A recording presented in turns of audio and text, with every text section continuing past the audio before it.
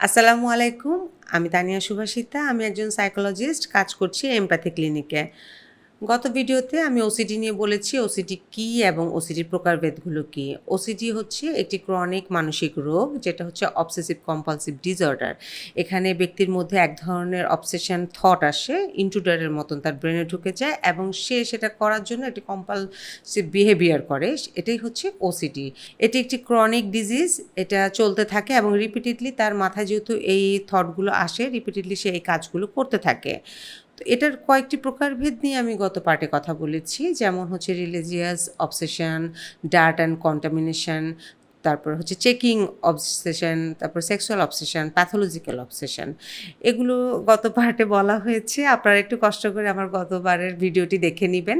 আজকে আমি শুধু এর ছোট্ট করে ট্রিটমেন্ট প্ল্যানটি বলবো। সেটা হচ্ছে কি, একটি হচ্ছে ফার্মাকোলজিক্যাল ট্রিটমেন্ট, আর একটি হচ্ছে সাইকোলজিক্যাল ট্রিটমেন্ট। ফার্মাকোলজিক্যাল ট্রিটমেন্টের মধ্যে রয়েছে মেডিকেশন, অবশ্যই সেটা সাইকিয়াট্রিস্টরা দিয়ে থাকেন।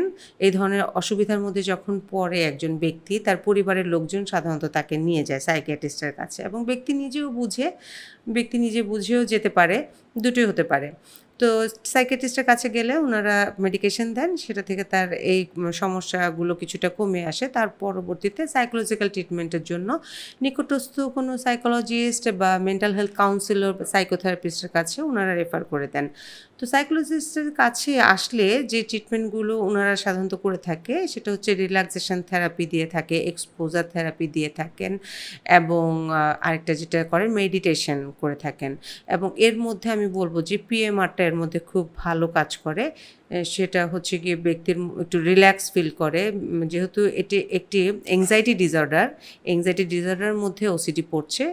তো আমাদের মেন ফোকাসটা থাকে তখন ব্যক্তিকে রিল্যাক্স করা, কারণ এই ধরনের আচরণের মধ্যে ব্যক্তি খুব স্ট্রেস ফিল করে এবং সে আসলে একটি কষ্টের মধ্যে দিয়ে যায়। আমি শুধু এটা মুখে বললেই হবে না যে এই রোগের মধ্যে দিয়ে যাচ্ছে, সে বেশ ভালোভাবে বুঝে যে সে খুব কষ্ট সে তার খুব কষ্ট হচ্ছে, সে নিজেও এর থেকে মুক্তি চায় আসলে।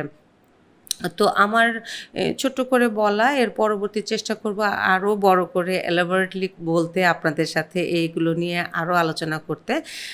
তো আপনারা আমার ভিডিও দেখতে থাকুন। পরবর্তী ভিডিওতে আপনাদের সবাইকে আমন্ত্রণ।